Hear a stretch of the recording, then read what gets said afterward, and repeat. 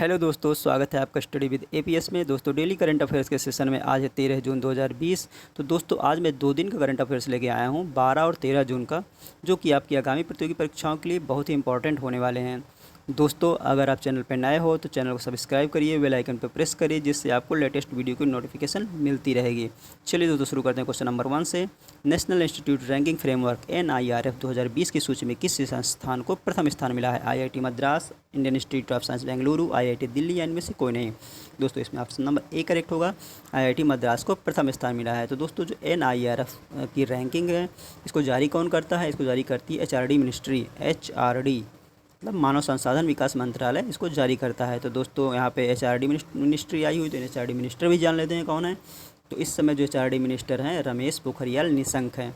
दोस्तों इसमें option number A correct होगा, IIT मद्रास। और जो दूसरा स्थान मिला है वो Indian institute of science Bengaluru को मिला है, और तीसरे स्थान पे दिल्ली है। चलिए दोस्तों आते हैं नेक्स्ट क्वेश्चन पे। हाल ही में राष्ट्रीय कौशल विकास निगम NSDC ने किस कंपनी के साथ साझेदारी की है? Reliance industry, TCS, Adani group, इनमें से कोई नहीं। तो दोस्तों इसमें ऑप्शन नंबर बी करेक्ट होगा, TCS के साथ साझेदारी की है NSDC ने। दोस्तों NSDC का फुल फॉर्म होता है नेशनल स्किल डेवलपमेंट कॉरपोरेशन। दोस्तों इसकी घोषणा हुई थी 2008-9 के जो बजट था, 2008-9 के बजट के दौरान वित्त मंत्री के द्वारा इसकी घोषणा हुई थी। दोस्तों इसने साझेदारी किसके साथ की है? TCS के साथ। तो TCS के बारे में जान लेते हैं। TCS की फुल फॉर्म होती है टाटा कंसल्टेंसी सर्विसेज। इसकी स्थापना हुई थी 1 अप्रैल 1968 को, और इसका जो हेड क्वार्टर है वो मुंबई में TCS का।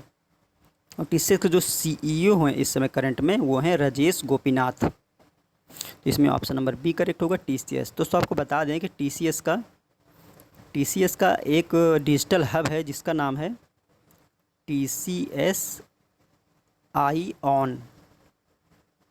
इस तक पहुंच प्रदान करना है इसका साझेदारी का मेन उद्देश्य। तो इसमें ऑप्शन नंबर बी करेक्ट होगा। चलिए दोस्तों आते हैं नेक्स्ट क्वेश्चन पे। किस देश ने कोविड-19 संक्रमित लोगों के इलाज के लिए प्लाज्मा की ऑनलाइन उपलब्धता शुरू की है? भारत, बांग्लादेश, नेपाल, पाकिस्तान। तो दोस्तों इसमें ऑप्शन नंबर बी करेक्ट होगा, बांग्लादेश ने प्लाज्मा की ऑनलाइन उपलब्धता शुरू की है। तो दोस्तों बांग्लादेश आया हुआ है, तो बांग्लादेश के बारे में जान लेते हैं। बांग्लादेश की जो कैपिटल है वो ढाका है। यहाँ के जो प्रेसिडेंट हैं वो हैं अब्दुल हामिद। यहाँ के जो प्राइम मिनिस्टर हैं वो है शेख हसीना। तो दोस्तों इसमें ऑप्शन नंबर बी करेक्ट होगा। चलिए दोस्तों आते हैं नेक्स्ट क्वेश्चन पे। मर्सर के सर्वे 2020 कॉस्ट ऑफ लिविंग के अनुसार प्रवासियों के लिए सबसे महंगा शहर कौन सा बताया गया है? मुंबई, दिल्ली, चेन्नई, इनमें से कोई नहीं। दोस्तों इसमें ऑप्शन नंबर ए करेक्ट होगा, मुंबई। दोस्तों मर्सर का सर्वे है 2020 कॉस्ट ऑफ लिविंग के अनुसार यह बताया गया है कि सबसे महंगा शहर मुंबई है प्रवासियों के लिए। तो दोस्तों मर्सर है क्या? दोस्तों मर्सर एक अमेरिकी मानव संसाधन परामर्श फर्म है। कहाँ का है? अमेरिका का है। इसका हेडक्वार्टर न्यूयॉर्क में है। तो ऑप्शन नंबर यहाँ पे ए करेक्ट होगा। चलिए दोस्तों आते हैं नेक्स्ट क्वेश्चन पे। किस देश ने मानव रहित सबमर्सिबल ने हाल ही में महासागर के नीचे विश्व के सबसे गहरे बिंदु तक गोता लगाने का रिकॉर्ड बनाया है? रूस, चीन, अमेरिका या इनमें से कोई नहीं। तो दोस्तों इसमें ऑप्शन नंबर बी करेक्ट होगा, चीन की मानव रहित सबमर्सिबल है जिसने यह रिकॉर्ड बनाया है। तो दोस्तों इसका नाम क्या है? इसका नाम है हायदू फर्स्ट। दोस्तों बहुत ही इंपॉर्टेंट है, इसको नोट करिएगा। हायदू फर्स्ट, जिसका नाम है किसका? मानव रहित सबमर्सिबल का, हायदू फर्स्ट। इसने किया क्या है? इसने विश्व के सबसे गहरे बिंदु तक गोता लगाया है, गोता लगाने का रिकॉर्ड बनाया है। तो दोस्तों ये सबसे गहरा बिंदु देख लेते हैं। ये सबसे पैसिफिक ओशन है, जो है आपका पैसिफिक ओशन मतलब प्रशांत महासागर। उसके सबसे गहरा बिंदु जो मारियान ट्रेंच जिसे बोलते हैं, मारियान ट्रेंच, वहाँ तक पहुँचा है ये। तो जो मारियान ट्रेंच है इसकी गहराई कितनी है? इसकी गहराई है 10,000 मीटर।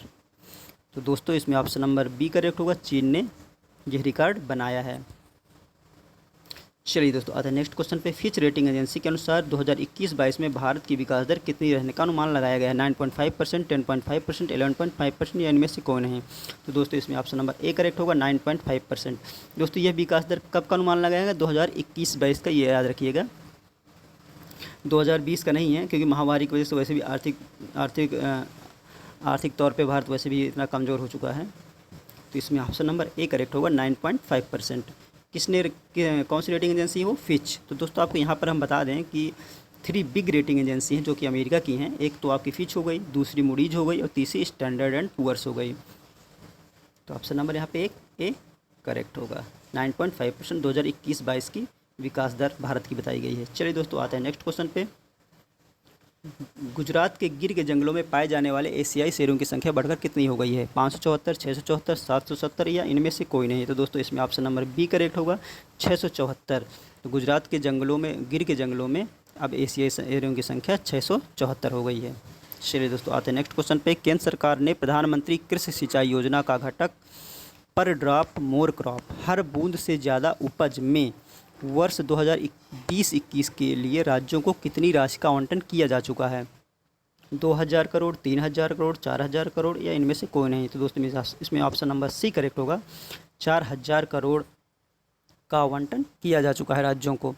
तो दोस्तों ये जो प्रधानमंत्री कृषि सिंचाई योजना का घटक, मतलब इसको बोलेंगे अगर शॉर्ट में बोलें तो PMSKY पर drop more crop, PDMC।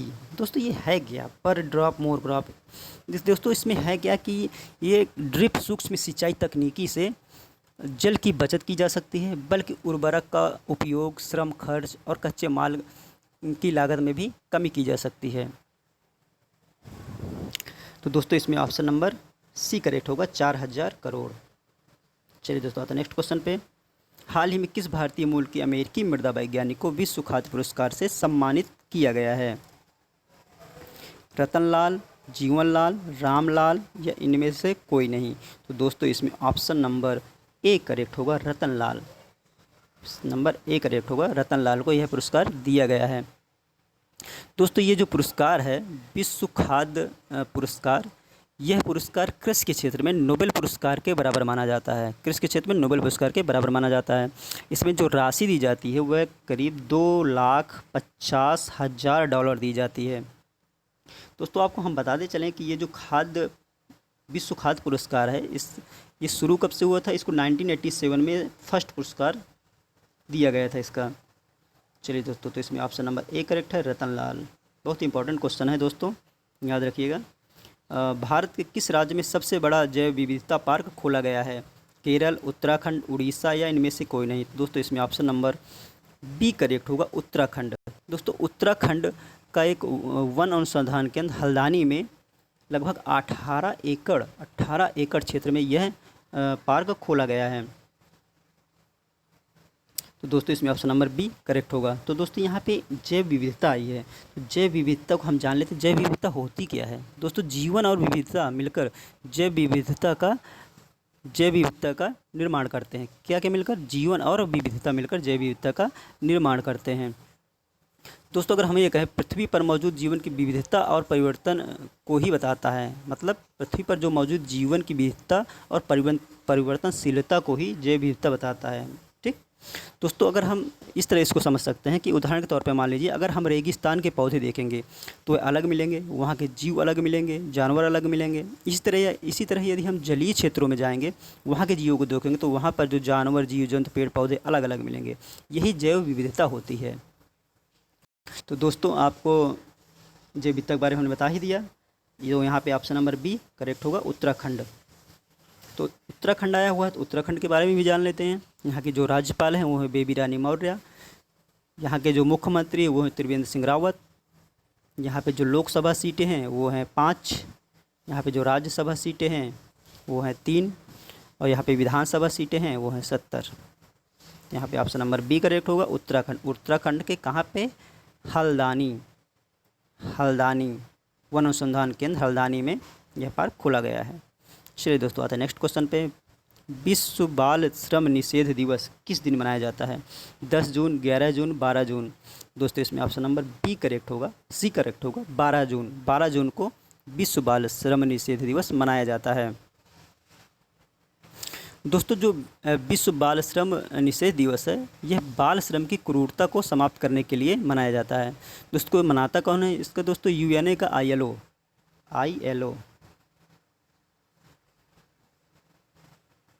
ILO इसको बनाता है। ILO इसका फुल फॉर्म होता है इंटरनेशनल लेबर ऑर्गेनाइजेशन। तो इसमें ऑप्शन नंबर सी करेक्ट होगा। चलिए दोस्तों आते हैं नेक्स्ट क्वेश्चन पे। और एक चीज़ दोस्तों यहाँ पे जो विश्व बाल श्रम की इस बार की थीम है वो क्या है ये भी जान लेते हैं, बहुत ही इंपॉर्टेंट है दोस्तों। Protect children from child labour now more than ever, ये इसकी थीम है 2020 की। चलिए दोस्तों आते हैं नेक्स्ट क्वेश्चन पे। किस भारतीय को नासा विशिष्ट लोक सेवा पदक से सम्मानित किया गया है? रंजीत कुमार, राजेश कुमार, अजीत सिंह या इनमें से कोई नहीं। तो दोस्तों इसमें ऑप्शन नंबर ए करेक्ट होगा। रंजीत सिंह को नासा विशिष्ट लोक सेवा पदक प्रदान किया गया है। चलिए दोस्तों आते हैं नेक्स्ट क्वेश्चन। किस संस्थान के द्वारा कोविड-19 के लिए एक कृत्रिम आधारित परीक्षण किट विकसित की गई है? IIT Delhi, IIT Madras, IIT Hyderabad. तो दोस्तों इसमें ऑप्शन नंबर सी करेक्ट होगा। IIT हैदराबाद के द्वारा कोविड-19 के लिए एक कृत्रिम आधारित परीक्षण किट विकसित की गई है। तो ऑप्शन नंबर सी यहाँ पे करेक्ट होगा। चलिए दोस्तों आते हैं नेक्स्ट क्वेश्चन पे। भारत और किसके बीच हाल ही में 8 जून से 10 जून के बीच युवा संवाद हुआ है? आसियान, सार्क, G20 या इनमें से कोई नहीं। तो दोस्तों इसमें ऑप्शन नंबर ए करेक्ट होगा, आसियान। तो 8 जून से 10 जून के बीच युवा संवाद हुआ है आसियान और भारत के बीच। दोस्तों एक वर्चुअल प्लेटफॉर्म के जरिए हुआ है। तो दोस्तों यहाँ पे आसियान आया हुआ है, तो आसियान के बारे में भी जानते हैं। आसियान ASEAN, आसियान इसका फुल फॉर्म होता है association of south east Asian Nations. दोस्तों इसकी स्थापना हुई थी 8 अगस्त 1967 को इसकी स्थापना हुई थी। और इसका जो हेड क्वार्टर है वह इंडोनेशिया, जकार्ता इंडोनेशिया में है आसियान का। तो इसमें दोस्तों टोटल मेंबर आसियान में 10 कंट्री हैं, टोटल 10 कंट्री आसियान में हैं। तो इसमें ऑप्शन नंबर ए करेक्ट होगा। चलिए दोस्तों आते हैं नेक्स्ट क्वेश्चन पे। किस राज्य में दायर याचिका की सुनवाई करते हुए सुप्रीम कोर्ट ने कहा कि आरक्षण मौलिक अधिकार नहीं बल्कि कानून है? केरल, तमिलनाडु, कर्नाटक या इनमें से कोई नहीं। तो दोस्तों इसमें ऑप्शन नंबर बी करेक्ट होगा, तमिलनाडु। तमिलनाडु में दोस्तों एक याचिका दायर की गई थी, उसमें कहा गया था कि मेडिकल कॉलेजों में OBC कोटे की सीटें रिजर्व नहीं रखी जा रही हैं, जो कि मौलिक अधिकारों का हनन है। तो मौलिक अधिकारों का हनन बताया गया है उस याचिका में, इसीलिए सुप्रीम कोर्ट ने यह आदेश दिया है कि वह मौलिक अधिकार नहीं है, वह क्या है, कानून है। तो दोस्तों यहाँ पे सुप्रीम कोर्ट है, तो सुप्रीम कोर्ट के बारे में जान लेते हैं। दोस्तों सुप्रीम कोर्ट की स्थापना 1 अक्टूबर 1937 को हुई थी, 37 को हुई थी। उस समय इसको फेडरल कोर्ट ऑफ इंडिया बोला जाता था। ठीक, क्या बोला जाता था? फेडरल कोर्ट ऑफ इंडिया बोला जाता था। उसकी स्थापना 1 अक्टूबर 1937 को हुई थी। उसके बाद क्या हुआ कि 28 जनवरी 1950 के बाद इसी को ही court of India, supreme court of India बोला जाने लगा। ठीक दोस्तों आपको इसका एक ही बहुत ही इंटरेस्टिंग पॉइंट बता देते हैं। इसका मोटो आता है अधिकतर एग्जाम में, वो आप नोट करिएगा। इसका मोटो होता है यतो धर्मस्तो धर्मस्ततो जया, यह इसका मोटो है। एग्जाम में अधिकतर पूछ लिया जाता है। चलिए दोस्तों, और यहाँ पे मौलिक अधिकार हुआ है, तो मौलिक अधिकार भी बारे में बताते हैं कहाँ पे हैं। दोस्तों मौलिक अधिकार संविधान के 3रे भाग में हैं और अनुच्छेद 12 से 35 के बीच में हैं। ठीक, तो दोस्तों यहाँ पे तमिलनाडु भी आया हुआ है, तो तमिलनाडु के बारे में भी जान लेते हैं। दोस्तों तमिलनाडु में जो इस समय करंट में राज्यपाल हैं वो है बनवारी लाल पुरोहित। यहाँ के जो मुख्यमंत्री हैं वो के पलानीस्वामी। और यहाँ पे जो लोकसभा सीटें हैं वो है 39, और जो यहाँ पर राज्यसभा सीटें हैं वो हैं 18, और जो यहाँ पर विधानसभा सीटें हैं वो 235। यहाँ पे एक सदनात्मक है, इसलिए 235 विधानसभा सीटें हैं। तो चलिए दोस्तों यहाँ पे ऑप्शन नंबर बी करेक्ट होगा। तो दोस्तों ये थे आज और कल और आज के इम्पॉर्टेंट करंट अफेयर्स, जो आपकी आगामी प्रतियोगी परीक्षाओं के लिए बहुत ही इंपॉर्टेंट है। दोस्तों ये सेशन आपको कैसा लगा? अगर पसंद आया हो तो प्लीज़ लाइक करिएगा और ज़्यादा से ज़्यादा लोगों को शेयर करिएगा। तो दोस्तों हम कल मिलते हैं आपको नेक्स्ट वीडियो पे। Okay, thank you for watching.